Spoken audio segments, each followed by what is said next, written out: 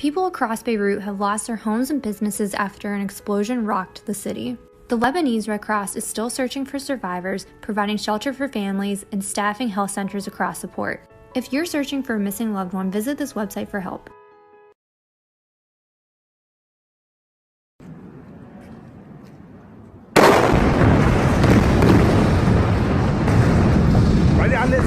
One week ago, a deadly blast tore through the port of Beirut in Lebanon.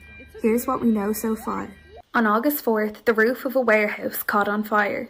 At the start, there were small blasts that sounded like fireworks going off.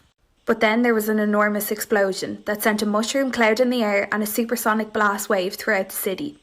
Authorities in Beirut are saying the blast was caused by 2,750 tons of ammonium nitrate, a very powerful explosive.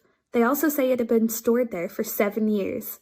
The scale of the damage is pretty difficult to fully understand, so experts have made these maps comparing Beirut to London and New York. At least 200 people have died and thousands have been injured, but that number could rise. Click the link in our bio to find out how you can help. Oh my god! Oh my god!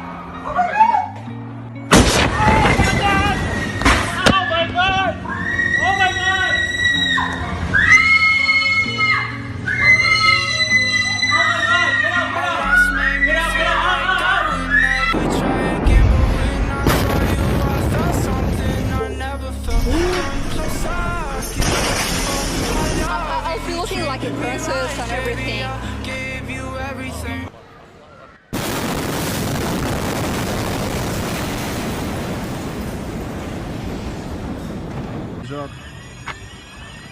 كتر خير الله الحمد لله